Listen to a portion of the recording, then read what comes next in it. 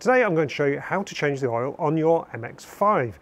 The car we're going to do it on is an NA Eunos Roadster Mark 1. The process is pretty much the same on Mark 2s, Mark 3s, Mark 4s. In fact, it's pretty much the same on all cars, but it's a really good job to do. It's a good habit to get into. It's one of the best pieces of preventive maintenance you can do on a car to keep it running sweetly, and it's also a really good way to kind of get into the swing of DIY maintenance and learn a bit about how to look after your car properly. It's really good fun and it saves you money too, so it's kind of a win-win all around. So what do we need to do the job? Well, I've assembled all my stuff here. I've got my tools, some protective gloves, spanners, manuals. Now, as easy as the MX5 is to work on, it's good to have something to refer to. On that score, it's also probably handy to have a mobile phone or a tablet or something like that you can quickly jump online if you get stuck or need to check something out. Always worth doing. In terms of what I actually need to do the job, I've got my oil, I've got a filter and a sump plug washer all ready. Something to catch the oil as it comes out of the car, funnel to help me put it back in or put the new oil in. All the stuff I need to jack the car up. Now, there's a bit of kind of health and safety stuff here. Jacking a car up is a dangerous business if you don't know what you're doing. So before you do it, make sure you fully understand the risks and what you're doing. We're going to be under the car for quite a bit of time, so make sure it's secure. I'm going to put some axle stands under the sills. I've got some spare wheels here I can also put under there just in case the car falls off. Belt and braces, but it's better than being stuck under the car.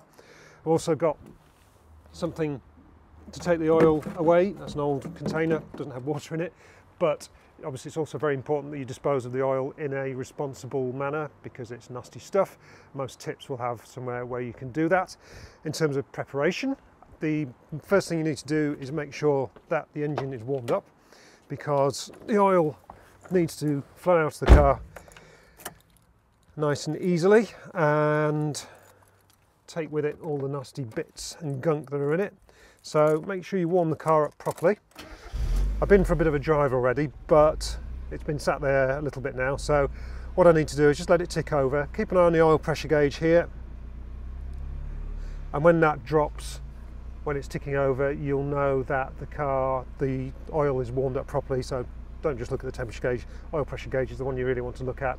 So I'm going to let the car run for a little bit, warm up properly, get ready, and we can get started properly.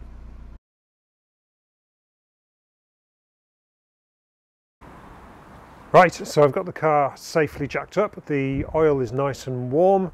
This is where it starts to get messy, so make sure you're not wearing your best clothes.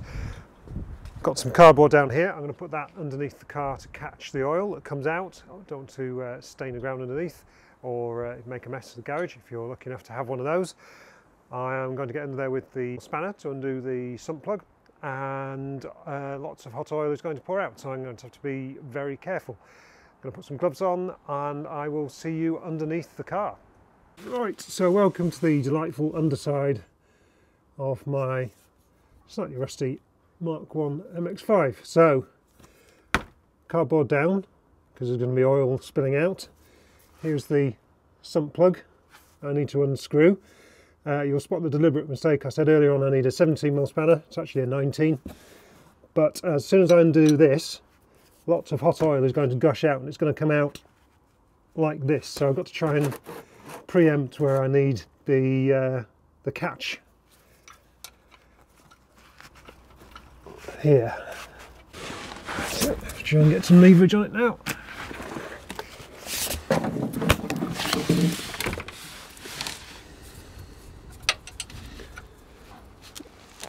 All right, there we go.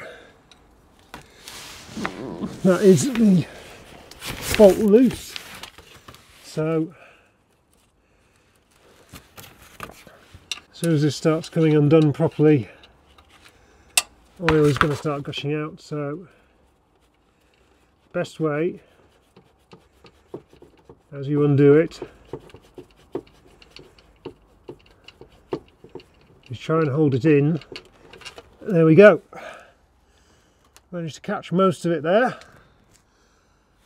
and we'll just leave that pouring out while we start work on the top of the engine. But obviously the important thing is don't lose that.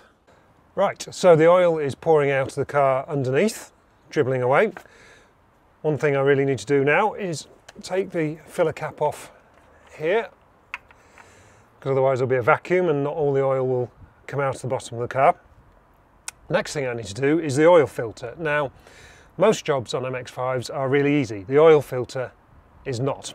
It's buried down here on the inlet manifold side and it's tucked away.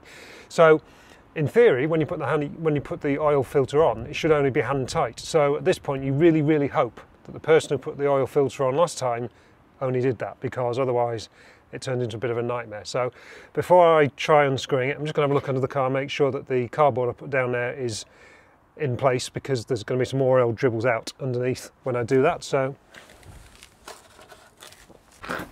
yep, that's in place. So now I'm going to have to try and reach in. You can kind of see it here. It's just kind of behind the alternator.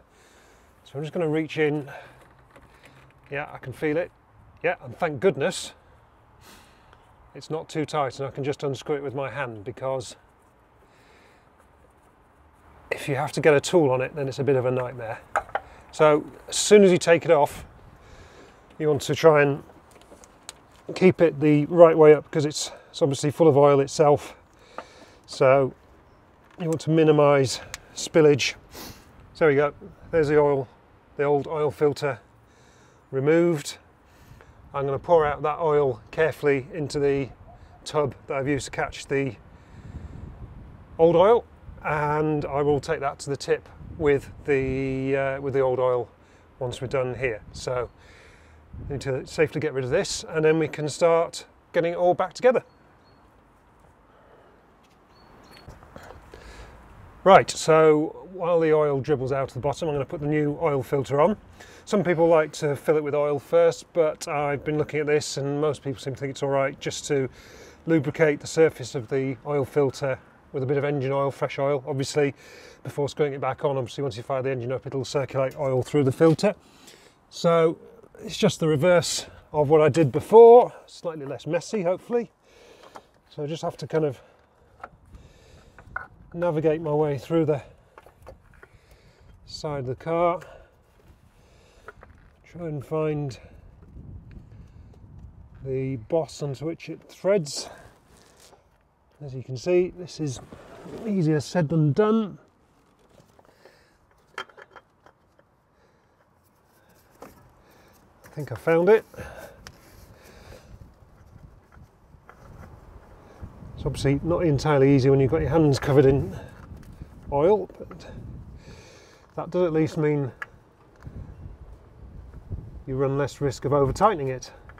There you go, yeah, it's located now. So it's just a case of spinning it onto the threaded boss with your hands. It's turning on quite nicely now. You'll just have to imagine this. And as I said before, one of the main things is to make sure that you don't over tighten it, because next time you come to do this, when you're taking the oil filter off, you'll be very glad you didn't. So basically, according to the box, you wait till the surface of the filter touches the side of the engine block and then give it one turn, but basically hand tight is plenty. So that's the oil filter back on. I'm trying to get my hands back out from underneath.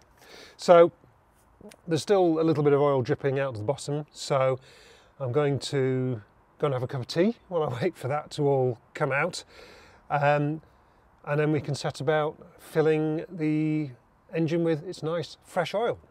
See you in a minute. Right, so before we fill the oil up, it's time to go through a little mental checklist. Number one being, you did put the sump plug back in, didn't you? Because you wouldn't want to pour all your lovely new oil into the top and then have it pour back out the bottom, would you? So, yes, sump plug is in. New oil filter is on. Cap is off there.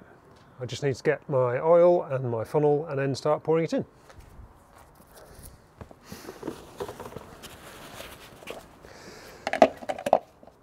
So I'm just going to put some rag around here just to catch any drops come out, because inevitably they will. Right, that's in place. And here's our lovely new fresh oil, which I'm just going to pour in the top like this. So this will take a while, so I'll leave you to talk amongst yourselves as we go. As I say, to give you an idea, the engine holds 4 litres, so this is a 5 litre canister, and thanks to the markers on the side we can get a sense of how much oil has gone in.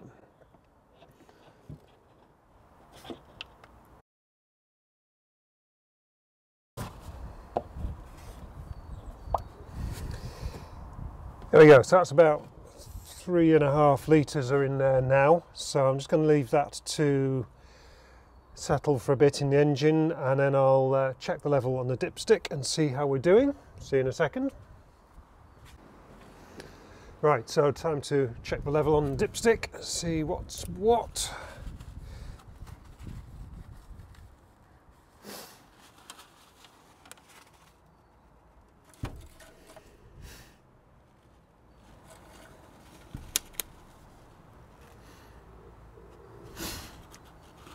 Yeah, that's looking good, but what I'm going to do now is tidy everything up, take the car down off its stands, let it stand for a while, run the engine for a bit, and then just keep checking the level and then topping it up as required. But hopefully that is pretty much job done.